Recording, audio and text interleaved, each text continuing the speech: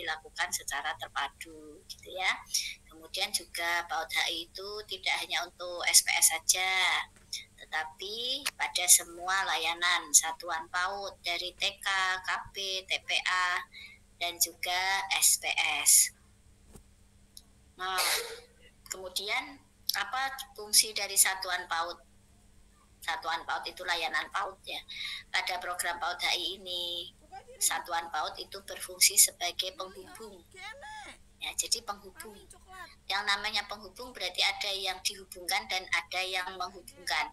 Ada yang dihubungkan, menghubungkan, dan dihubungi, gitu ya. Nah, jadi sebagai penghubung dia ada di tengah-tengah, ya, antara internal satuan dan juga eksternal satuan.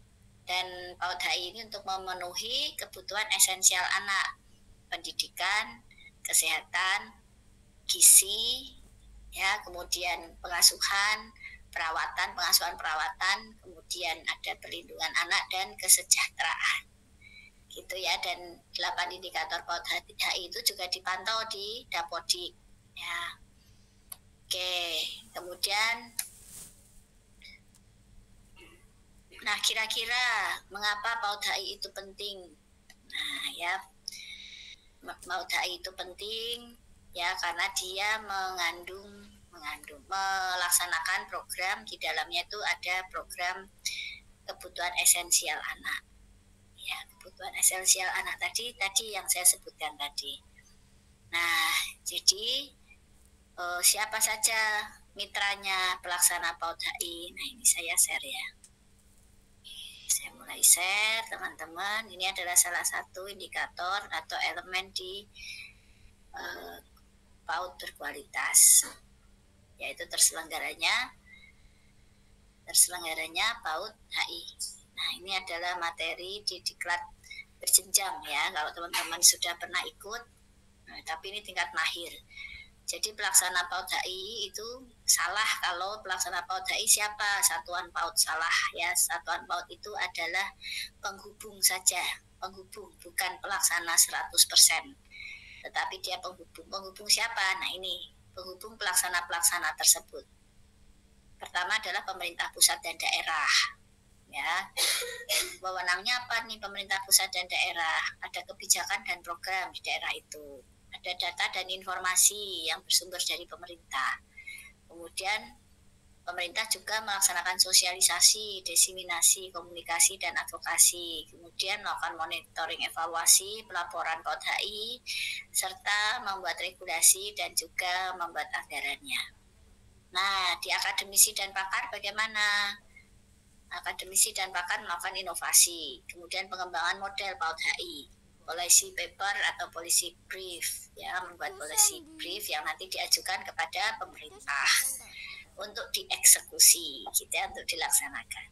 Nah, untuk membuat policy paper atau policy brief ini bukan suatu yang mudah ya, tetapi berdasarkan penelitian, pengkajian ilmiah yang mendalam, ya, fokus group discussion beberapa kali, tidak hanya satu kali. Nah, dari situ kemudian ditarik kesimpulan apa policy brief yang bisa disumbangkan kepada pemerintah daerah setempat. Kenapa setempat? Karena PAUD HI ini menyesuaikan dengan potensi, keunikan, karakteristik dari daerah tersebut. PAUD HI di Jawa, di Pulau Jawa mungkin akan berbeda dengan PAUD HI di Papua. Ya, programnya sama, tetapi kontennya, isinya itu berbeda. Ya, nah, karena menyesuaikan dengan kondisi budaya, ya, budaya, alam, kemudian potensi SDM di masing-masing wilayah. Kemudian masyarakat ini mulai pemberdayaan masyarakat, pemahaman tentang pentingnya PAUD HI, dan partisipasi masyarakat juga dituntut untuk dapat mensukseskan program PAUD HI ini. Ya, kemudian OMS, diseminasi, advokasi, fasilitasi, program membangun pemahaman, publik, diseminasi, monitoring, dukungan dana. Teman-teman, OMS itu organisasi mitra satuan ya teman-teman, jangan bingung ya, OMS itu organisasi mitra dari satuan PAUD. organisasi mitra itu seperti Himpaudi, IGTKI, PGRI, ya itu ya IGRA. Nah, itu organisasi mitra satuan melakukan diseminasi dan advokasi, fasilitas program, membangun pemahaman publik. Fasilitas program itu misalnya peningkatan mutu SDM, ya membangun pengetahuan kepada para pendidik PAUD-nya. Nah, gitu ya. Kemudian ikut juga melakukan diseminasi dan monitoring. Kemudian ya mendorong untuk mendukung pendanaan. Ya, tentunya organisasi tidak punya dana ya. Nah, dia merekrut pendanaan dari mitra-mitra organisasi tersebut. Nah, lalu kapan waktu pelaksanaan PAUD HI di Satuan PAUD? Sesuai dengan program semester dan program tahunan Satuan PAUD, mulai dari mengukur tinggi, berat badan, dan lingkar kepala anak sebulan sekali. Ya, kalau 3 bulan sekali terlalu lama ya teman-teman ya. Jadi sebulan sekali. Deteksi dini tumbuh kembang itu ya sebulan sekali. Kemudian apakah harus dari puskesmas? Tidak ya, guru-guru itu juga harus mampu ya. Orang tua, murid mungkin boleh dimintain bantuannya untuk ikut deteksi dini tumbuh kembang, terutama pada mengukur tinggi, berat badan, dan lingkar kepala anak. Kemudian membiasakan PHBS di lingkungan sekolah setiap hari, lalu mengintegrasikan aspek-aspek yang dibutuhkan sesuai dengan kebutuhan esensial anak dalam pembelajaran. Lalu berikutnya sesuai dengan kesepakatan dan atau ketentuan dengan lembaga atau individu lain, misalnya pemberian vitamin A oleh puskesmas, 6 bulan sekali kunjungan dokter atau tenaga medis puskesmas, kepala orang tua yang melibatkan narasumber. Ya, kemudian OPD itu orang tua peserta didik ya, bukan orang tua. Kan biasanya orang tua siswa, orang tua anak didik, sekarang namanya peserta didik. Orang tua peserta didik itu OPD. Kelas inspirasi yang melibatkan narasumber orang tua atau lembaga individu yang relevan dengan tema pembelajarannya yang terkait dengan PAUD HI tadi, kebutuhan esensial tadi ya, mulai dari apa tadi, pendidikan, kesehatan gizi, pengasuhan perawatan, kemudian perlindungan anak dan kesejahteraan. Kemudian kita bisa ajak juga anak-anak untuk berkunjung ke tempat-tempat di sekitar sekolah yang sesuai dengan tema pembelajarannya, agar anak bisa eksplorasi dan memahami lebih mendalam lagi tentang topik-topik yang dibahas, menambah pengetahuan dan pengalaman. Nah, sebentar saya naik dulu. Oke, nah ini ya tadi ya, pendidikan, kesehatan gizi, pengasuhan, perlindungan, dan kesejahteraan. Oke, kembali lagi. Ya, Satuan PAUD sebagai titik hubung PAUD HI. Ya, titik hubungnya. Jadi ada di Satuan PAUD memfasilitasi, menghubungkan antara beberapa pihak. Pertama adalah keterlibatan orang tua. Satuan PAUD yang melibatkan orang tua dalam kegiatan pendidikan anak-anak termasuk perencanaan, pelaksanaan, dan evaluasi program. Kemudian kolaborasi. Nah, kita mungkin jarang ya orang tua dilibatkan dalam perencanaan, apalagi pelaksanaan dan evaluasi program ya. Nah, jadi mari kita mulai sekarang bisa melibatkan orang tua ya untuk merencanakan. Baru saja sebelum ambil rapot di sekolah kami menyampaikan program, kami ulang lagi, kami ingatkan lagi program untuk semester depan ya, ada program apa saja sudah kita sampaikan, dan silahkan orang tua jika akan berpartisipasi atau bahkan punya usulan yang lain. Tentunya kami sudah ada topiknya ya, sudah ada tema-tema yang akan dibahas, tentu orang tua juga menyesuaikan. Tapi kalau misalnya ada yang mau usul, boleh silahkan begitu ya. Nah, tentunya konsekuensinya harus mengawal juga pelaksanaan dan evaluasi programnya. Kemudian yang kedua, kolaborasi dengan komunitas lokal. Nah, Satuan PAUD yang menjalin kemitraan dengan komunitas lokal, termasuk organisasi non-pemerintah. Ya, tadi ya organisasi mitra PAUD ya. Ya, oke. Kemudian organisasi non-pemerintah, sektor swasta, dan institusi pendidikan lainnya untuk mendukung perkembangan holistik anak-anak. Jadi bisa bermitra dengan perguruan tinggi setempat ya, teman-teman pasti perguruan tinggi dengan senang hati akan menyambut teman-teman. Kemudian akses ke sumber daya dan layanan pendukung. Satuan PAUD yang menyediakan atau menghubungkan keluarga dengan sumber daya. dan layanan pendukung yang relevan seperti layanan kesehatan, konseling, dan bantuan finansial. Teman-teman, ketika ada anak berkebutuhan khusus, ya, teman-teman mendeteksi bahwa ada anak berkebutuhan khusus, tetapi orang tuanya itu tak tahu, gitu, tidak tahu bahwa anak tersebut berkebutuhan khusus, atau mungkin tahu tapi bingung harus aku ajak kemana anakku, maka sebagai titik hubung, Satuan PAUD sebagai titik hubung mempunyai kewajiban untuk menghubungkan dengan lembaga-lembaga yang relevan, ya, lembaga-lembaga yang profesional dengan keluhan dari orang tua. Berbayar atau tidak berbayar itu tergantung kondisi orang tua, ya. Nah, dari pengalaman kami ketika kami menghubungkan orang tua yang sanggup untuk membayar, alhamdulillah, ya, kami hubungkan dengan mitra-mitra kami, ya, yang sudah bermitra sudah beberapa lama, itu deteksi dini tumbuh kembang atau terapis, ya, berbayar tetapi tidak terlalu mahal. Tetapi ketika tidak ada dana dan mungkin untuk memerlukan fasilitas dengan BPJS, nah maka kami akan berhati-hati, gitu ya, karena BPJS setiap orang kan berbeda-beda, ya, mulai dari peringkat pembayarannya dan juga tempat BPJS-nya. Nah, pengalaman kalau di puskesmas, nah ini kalau BPJS di puskesmas yang anak berkebutuhan khusus itu, ya mohon maaf ya, dilempar sana lempar sini, lempar sana lempar sini. Sampai sekarang saya belum mendapatkan begitu, ya, informasi yang jelas penting di Semarang ini, bagaimana ini anak berkebutuhan khusus dengan biaya terbatas, gitu, dengan ekonomi yang terbatas. Kalau di Solo, teman-teman sudah pernah ke Solo? Kalau di Solo itu sudah ada yang mewadai anak berkebutuhan khusus, ya, yang akan terapi, silahkan untuk datang di suatu lembaga, ya, saya lupa namanya lembaganya, itu milik pemerintah, bukan milik pemerintah, dan di sana gratis. Kamu sampai BPJS, datang aja langsung. Di Dokter Suharto bukan, Bunda? Di Solonya? Dokter Suharto bukan yang untuk rehabilitasi? Iya, kalau di Dokter Suharto kan pakai BPJS, ya. Oh iya. Nah, ini tidak. Jadi itu pemerintah, bukan rumah sakit. Jadi pemerintah. Jadi pemerintah kota itu sudah ada namanya apa, ya? Saya tuh waktu itu berkegiatan di Solo, workshop, gitu, ya, dan itu kelompok saya. Tapi saya lupa istilahnya apa. Nah, itu satu-satunya, tahu nggak?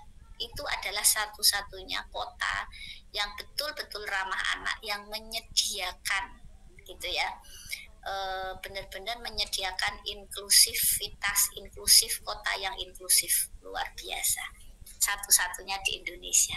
Keren, ya, semua banyak sekali kabupaten kota yang studi banding untuk kota inklusi tadi ke Solo, tetapi kenyataannya belum juga diterapkan, termasuk Semarang. Wah, Semarang itu berkali-kali datang ke sini tapi nggak ada. Nggak ada wujudnya, ya, nggak ada tindak lanjutnya, ya. Wah, itu berarti dolan aja itu, ya. Nah, jadi ada lembaga, ya, di sana. Jadi jangan khawatir, anak berkebutuhan khusus di Solo itu terlayani dengan baik. Bahkan semua sekolah itu adalah inklusi, coba. Nah, tetapi tidak hanya omong doang, omdu, ya. Pemerintahnya tidak omong doang, tetapi memberikan layanan fasilitas terapis gratis, ya, di kota Solo. Jadi nggak ada PAUD yang kemudian menolak, maaf saya tidak mampu PAUD inklusi karena kami tidak punya kepandaian untuk membimbing anak-anak berkebutuhan khusus. Nggak ada, kata-kata itu tidak ada di sana. Jadi semuanya menerima, dan jika bingung, gitu ya, jika tak tahu arah jika tidak tahu solusi, datang saja ke kantor itu, insya Allah akan dibantu, dan mereka tugasnya memang membantu, ya, itu mulai dari PAUD sampai SMA. Jadi semuanya, bahkan ada sekolah-sekolah SMP, ya, SD, ya, mulai dari SD, SMP, SMA itu sudah ada klasternya. Jadi SMA ini itu untuk anak berkebutuhan khusus tunanetra, gitu langsung. SMP ini itu anak berkebutuhan khusus cerebral palsy, gitu. Jadi sudah spesifik, gitu ya, klasterannya. Dan pasti harus terima, karena tadi PAUD sekolah itu hanya sebagai titik hubung aja gitu ya, memfasilitasi dengan titik hubung. Itu keren banget. Jadi kalau Dr. Suharso itu kan mungkin pakai BPJS ya, tetapi mereka didukung oleh rumah sakit ya, jadi tidak terputus gitu, memang didukung oleh rumah sakit. Luar biasa, keren banget ya. Nah, jadi teman-teman, itulah makanya di Solo itu selalu tertempel PAUD ramah anak. Ya memang benar ramah anak gitu ya. Ya, kemudian fasilitas, nah ini ya, fasilitas inklusif dan ramah anak. Ini yang baru saya sampaikan tadi ya, ternyata tulisannya nomor 4. Satuan PAUD yang memiliki fasilitas ramah anak dan inklusif memenuhi kebutuhan anak-anak dengan latar belakang dan kemampuan yang berbeda-beda. Jadi inklusif itu tidak selalu ABK.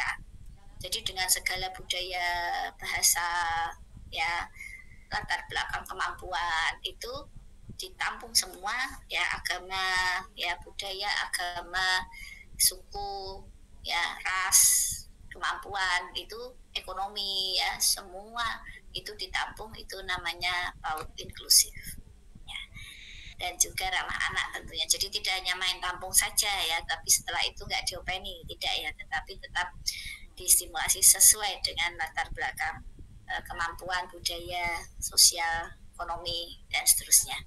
Kemudian pelatihan dan pengembangan profesional. Nah, teman-teman tetap namanya SDM ya, harus upgrade ya ilmunya, sehingga perlu sekali adanya selalu pelatihan dan pengembangan. Komunikasi efektif. Nah, teman-teman, ini salah satu faktor ya, salah satu unsur elemen ya di dalam PAUD HI, komunikasi yang efektif antara satuan PAUD yang menjaga komunikasi yang efektif dengan keluarga dan komunitas, baik melalui pertemuan langsung, surat, media sosial, atau platform digital lainnya. Jadi komunikasi itu sangat penting ya teman-teman ya. Kemudian selanjutnya keberlanjutan program. Ketika sudah oke, kami siap PAUD HI, lalu menengah dan jangka panjang, memastikan keberlanjutan program dan layanan yang ditawarkan termasuk dukungan finansial dan sumber daya manusianya itu tersedia gitu ya, dapat melayani dengan maksimal. Kemudian adanya monitoring dan evaluasi. Nah teman-teman, adanya monitoring dan evaluasi ini perlu sekali ya, melibatkan pemangku kepentingan, misalnya penilai, pengawas ya, atau orang tua gitu ya, untuk mengevaluasi program-program PAUD HI tersebut. Kemudian dukungan terhadap transisi. Nah, teman-teman, kemarin banyak ya sosialisasi transisi PAUD SD. Nah, satuan PAUD itu perlu mendukung anak-anak dan keluarga dalam program atau dalam gerakan ya transisi PAUD ke tingkat pendidikan berikutnya, yaitu di SD, dengan menyediakan informasi, dukungan, dan layanan yang relevan, termasuk menyiapkan anak-anak untuk siap masuk ke SD. Oke, baik. Nah, ini PAUD berkualitas ya, sudah kita bahas sebelumnya ya, sama ya. Oke, nah keterlibatan orang tua akan kita bahas minggu depan ya, dimana sejauh mana keterlibatan orang tua, bagaimana programnya, apa saja ya, kita bisa bahas minggu depan. Untuk saat ini kita bahas tentang PAUD HI. Oke, baik. Ada yang akan ditanyakan? Ya, oke, silakan. Bagi yang akan bertanya boleh raise hand. Tidak, Bunda. Nah, sekarang saya ingin tanya, kalau tidak ada yang bertanya, gantian saya akan bertanya. Apakah di lembaga panjenengan sudah melaksanakan PAUD HI? Ini suaranya geber, siapa ya, nggak jelas.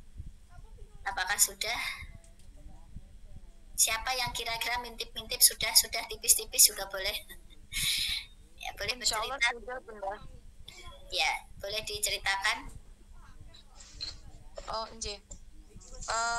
Untuk di lembaga kami itu tadi beberapa hal yang disampaikan seperti pertama pemeriksaan tumbuh kembang DDTK itu sudah terlaksana 1 bulan sekali, dan itu datanya kami sajikan pada saat pelaporan raport kemarin itu juga kami buat grafik untuk perkembangan anak, kemudian pemeriksaan kondisi gigi, terus pendengaran, mata itu juga sudah kami lakukan. Itu kami dibantu oleh puskesmas. Jadi puskesmas itu ke sekolah dalam 1 semester itu 2 kali. Yang pertama untuk pemeriksaan itu, yang kedua pemeriksaan perkembangan seperti motorik halus seperti itu. Itu kami sudah bekerja sama itu dengan dilaksanakan oleh puskesmas. Yang pemeriksaan di tes di DTK itu ada yang puskesmas, jadi kayak seperti pemeriksaan gigi itu puskesmas. Ya, itu puskesmas, betul. Telinga, gigi, gigi, terus ya. Itu puskesmas. Tapi untuk pemeriksaan berat badan, tinggi badan, lingkar kepala, lingkar lengan itu dari bunda guru 1 bulan sekali. Ya. Saya kira puskesmasnya ikut mendeteksi dini tumbuh kembang, yang perkembangan itu yang motorik halus tadi yang disebutin tadi. Ada juga Bu. Jadi waktu 1 semester itu kan 2 kali. Jadi yang pertama itu yang kesehatan gigi, mulut dan telinga itu, yang kedua itu jadi di tes gitu refleksnya anak, terus mata kayak gitu. Itu puskesmas juga ada evaluasi di situ. Mana itu? Dari Lamongan Sari. Oh, Lamongan Sari. Bagus itu. Tidak semua puskesmas mau melayani yang seperti itu. Karena kesibukan. Ya, bagus ini ya, bisa jadi contoh ya. Lamongan Sari ya puskesmas. Biasanya puskesmas datang hanya tadi deteksi pertumbuhan saja ya, perkembangannya belum. Hanya memberikan informasi saja kepada gurunya dan menitipkan penitipkan formulir isian gitu. Itu jadi isiannya malah kami yang akhirnya minta Bunda. Jadi puskesmasnya ngisi, terus nanti kami minta salinannya gitu. Bagus ya, alhamdulillah. Dan terstandarisasi puskesmas dimanapun seperti itu ya, keren. Terus dan untuk 2 kali berarti ya. 1 semester 2 kali. Iya, 1 semester 2 kali itu bagus banget ya. Ada puskesmas yang 1 semester 1 kali aja joya-oya gitu, selalu diingatkan, ayo Bu, kapan Bu ke tempat kami gitu ya. Ya, itu biasanya juga sama pemberian obat cacing, terus vitamin, tergantung programnya. Tergantung programnya puskesmas itu. Baik, itu yang kesehatan ya. Terus yang lainnya, faktor lainnya. Terus untuk yang kolaborasi dengan orang tua itu kami juga sudah melakukan beberapa orang tua wali murid kami itu ada yang dari kesehatan. Jadi beberapa kali itu ketika ada kegiatan orang tua mengajar, kami minta tolong untuk mensosialisasi, misalnya contoh untuk sederhana aja, cara gosok gigi yang benar gitu, cuci tangan yang benar seperti itu. Kalau untuk PHBS-nya juga sudah pembiasaan cuci tangan, yang 6 langkah cuci tangan itu juga diterapkan di sekolah. Kemudian untuk kunjungan ke tempat-tempat yang berkaitan dengan di sekitar itu juga, contohnya kemarin waktu itu di peternakan kambing di dekat sekolah itu ada yang menghasilkan susu kambing, tapi peternakan kambingnya itu khusus untuk susu kambing gitu. Itu kan ada kaitannya sama kesehatan ya, karena susu kambing itu kan bagus untuk kesehatan. Jadi kita mulai dari perawatan kambingnya sampai nanti anak-anak mencoba minum susu kambingnya gitu. Itu anak-anak mau minum susu kambing semuanya?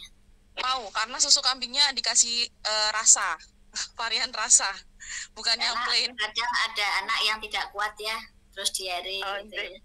Jadi mungkin bisa ditanyakan sama orang tuanya dulu ya, apakah kuat dengan susu kambing. Bahkan susu sapi pun belum tentu kuat juga ya. Itu kalau ada yang memang ada yang alergi, kami kan sudah ada notes, karena kami kan ada ini ya Bu ya, ada catering harian. Jadi kita udah memang mendatai anak-anak yang punya alergi tertentu. Jadi nanti ketika emang ada anak yang alergi susu, laktosa ya, untuk semua hal yang berkaitan sama susu kami nggak berikan. Ya, oke, baik. Ya, terus untuk yang itu yang kesejahteraan itu contohnya memastikan bahwa mereka punya kartu keluarga, kartu akte kelahiran. Itu di awal pendaftaran itu kan memang sudah harus mengumpulkan dokumen-dokumen itu. Tapi memang ada untuk tahun yang masuk tahun ini, berarti sekarang anaknya masih kelas A ya. Itu ada satu anak yang susah untuk dimintain kakak dan akte. Mungkin ada ini ya, kami juga masih pelan-pelan mendekati ke orang tuanya untuk agak terbuka. Ada apa kan? Memang waktu pendaftaran awal itu kita kasih waktu sampai berapa lama gitu. Biasanya itu sudah terkumpul di awal. Nah, kebetulan yang ini satu ini kok ada ini mungkin masih ada yang sesuatu ya. Masih kita. Oke, baik. Terima kasih ya atas sharingnya, luar biasa ya. Programnya sudah sangat lengkap. Kita akan lanjutkan ya teman-teman. Nah, ini adalah 8 indikator ya yang perlu dipantau seperti yang tadi sudah disampaikan contoh dari Bu Trisnaniar tadi ya. Ini beberapa sudah ada di 8 indikator yang dipantau. Yang pertama kelas orang tua, nanti kita akan berdiskusi lebih dalam lagi kelas orang tua minggu depan ya. Kemudian yang kedua pemantauan pertumbuhan anak. Pemantauan pertumbuhan anak dengan berbagai cara ya tadi yang disampaikan oleh Bu Niar juga tadi. Tidak hanya di situ saja, mungkin di sehariannya juga ya dengan para pendidik. Jadi para pendidik itu harus peka ya terhadap pertumbuhan anak yang kira-kira tadinya tuh seneng banget makan gitu, tiba-tiba beberapa hari ini tidak mau makan. Mungkin bukan tidak mau makan, makannya sedikit, kemudian mual, sedikit lagi mual. Itu bisa saja ada gangguan pencernaan, tapi bisa saja karena kondisi stres ya. Jadi itu bisa menghambat pertumbuhan. Jadi selain dari puskesmas, guru-guru juga harus peka ya terhadap pemantauan perkembangan ini, pemantauan pertumbuhan anak. Nah, kemudian pemantauan perkembangan. Nah, ini memang tugas guru banget ya. Nah, jadi ada kartu menuju sehat. Ini secara umum ya. Kemudian informasi diperoleh dari buku kesehatan yang dimiliki anak. Kemudian ada DDTK. Ya, DDTK itu terchecklist ya seperti gerak motorik kasar, motor halus, kemudian bahasa, sosialisasinya, kemandiriannya itu sudah ada semuanya. Tapi kita juga tidak harus terpaku pada DDTK yang sudah disajikan oleh pemerintah ya, tetapi kita juga perlu memantau perkembangan anak secara 5 aspek perkembangan ya, agama, kemudian fisik motorik, sosial emosional, bahasa, kognitif ya, dan juga tadi apa nilai agama, moral, fisik motorik, bahasa, kognitif, dan sosial emosional ya. Jadi ada 5. Kemudian yang keempat adalah koordinasi dengan unit lain terkait pemenuhan gizi dan kesehatan peserta didik. Ya, jadi bisa dengan puskesmas, bisa dengan organisasi ahli gizi misalnya ya.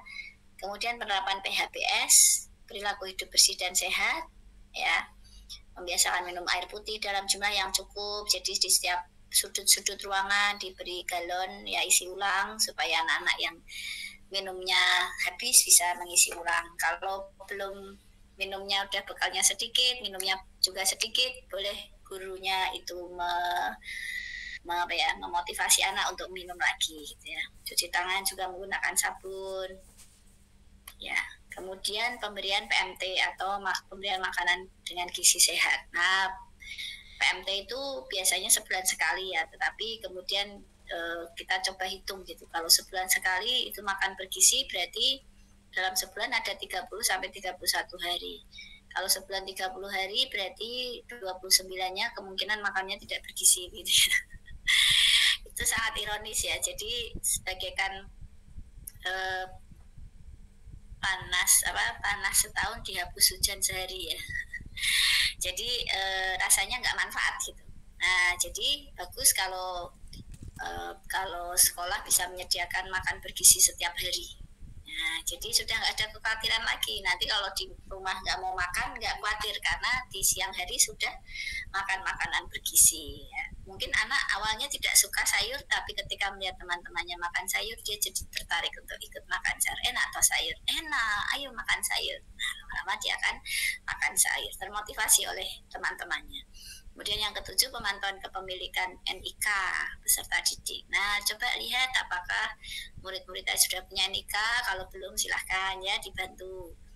Kemudian ketersediaan fasilitas sanitasi. Coba perhatikan toilet kita, jamban kita apakah sudah bersih, sudah layak ya. Waktu saya visitasi sebagai asesor, ada ya toilet yang Masya Allah gitu ya, luar biasa, mengerikan gitu. Berada di belakang sekolah dan itu dekat sawah, karena belakang sekolah itu sawah dan dia perbatasan langsung dengan sawah, dengan pematang sawah. Gelap gitu ya, dan ya airnya juga 1 ember saja. Kemudian kalau kurang dia harus nimbo, harus mengambil air dari sumur, dan ya lumayan tidak dekat juga sumurnya dari kamar mandi itu. Saya hanya wah ini bahaya ya, dari segi keamanan tidak aman pertama. Karena apa? Karena bisa saja terjadi pelecehan di situ, terjadi penculikan dan penganiayaan dan seterusnya gitu ya. Nah, sehingga menjadi tidak aman. Yang kedua, kalau 1 ember itu habis airnya, lalu mau apa? Nah, akhirnya tidak bisa tercukupi fasilitas kebersihan. Jadi perlu sekali untuk diperhatikan ketersediaan sanitasi ini. Nah, jadi teman-teman, 8 indikator yang perlu dipantau inilah ya. Kemudian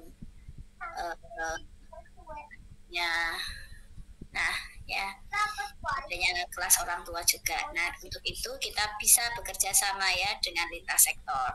Ada 12 lintas sektor yang bisa kita ajak kerjasama.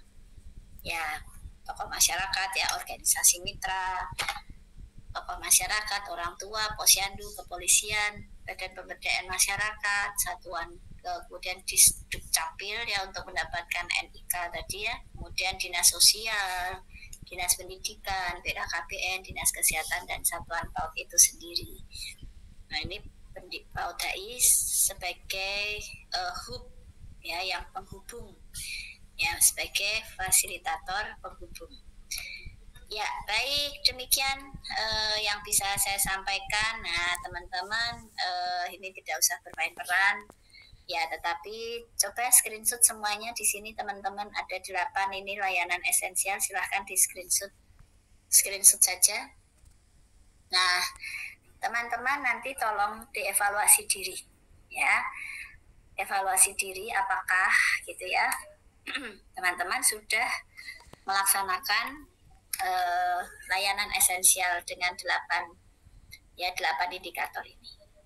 Nah, kalau belum tidak apa-apa, kalau sudah bentuk kegiatannya apa gitu ya. Jadi ada kelas orang tua sudah misalnya ya, bermitra dengan siapa gitu. Kalau sudah berarti ada pertanyaan berikutnya bisa terjawab ya, mitranya dengan siapa, kemudian bentuk kegiatannya apa. Oke, ini tidak main peran ya, ini sungguhan karena ini pelatihan ya, jadi diibaratkan main peran, tetapi ini sungguhan gitu ya teman-teman ya. Jadi silahkan diisi 8 ini, sedikit kok isinya ya, tidak banyak. Silahkan untuk membuat tabel yang lebih besar ya, karena ini hanya contoh tabel saja. Teman-teman boleh nanti saya share di grup ya, screenshotnya ini. Ada yang mau ditanyakan? Ya, minggu depan akan kita diskusikan tugas ini. Ya, silahkan. Bunda mau tanya Bunda, untuk ya, bentuk kegiatan itu apakah menyertai dokumentasi Bun? Sebaiknya iya, tetapi kalau tidak punya dokumentasi, oh iya Bu saya mencari kok nggak ketemu, ya nggak usah. Ya, jadi usahakan ada dokumentasinya ya. Oke ya, baik. Ya, minggu depan bisa dikumpulkan teman-teman, dan minggu depan kita akan bahas tentang kelas orang tua. Ya, ada yang mau ditanyakan? Yang dikumpulkan bentuknya checklist seperti ini ya Bu berarti? Ya, tabel aja, tabel checklist. Kalau mau ada foto ya di sebelahnya itu fotonya. Fotonya nggak usah banyak-banyak ya teman-teman. Secukupnya saja, yang paling tidak pendukung ya, pendukung dari program tersebut. Ya. Donina. Itu ya. Baik, jadi bentuknya tabel aja seperti ini ya teman-teman. Ya, di checklist, kemudian mitranya siapa, kemudian bentuk kegiatannya apa. Gitu ya. Kalau belum tidak apa-apa. Ini saya menilai bukan harus sudah semua, tidak ya, tetapi saya penilaiannya adalah teman-teman mengerjakan atau tidak. Ya, kalau tidak mengerjakan berarti tidak dapat nilai, gitu aja. Ya. Jadi antara ya dan tidak aja. Jadi bukan kalau terus banyak yang tidak dicontreng terus nilainya jadi rendah, tidak ya, karena ini kan kondisi yang ada real ya. Justru kita belajar supaya teman-teman bisa meningkatkan kualitas satuan pautnya, kan gitu ya. Jadi tidak ada masalah gitu. Oke, saya rasa sudah cukup penjelasannya. Sudah, tidak ada yang mau ditanyakan lagi. Waktunya kurang 5 menit untuk mengakhiri kegiatan ini.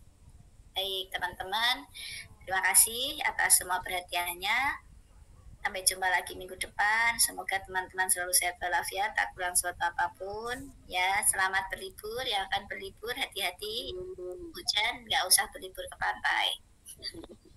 Karena gelombang sedang tinggi dan di Jakarta Utara itu sedang air laut sedang naik ya, dan jebol tanggulnya. Jadi hati-hati, tidak usah mendekati laut. Ya, kalau mau ada rencana ke Ancol nggak usah, tunda dulu aja ya.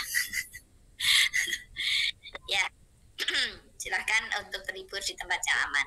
Baik, terima kasih. Sampai jumpa minggu depan. Salam sehat, salam semangat untuk kalian semuanya. Terima kasih. Assalamualaikum warahmatullahi wabarakatuh. Waalaikumsalam warahmatullahi wabarakatuh.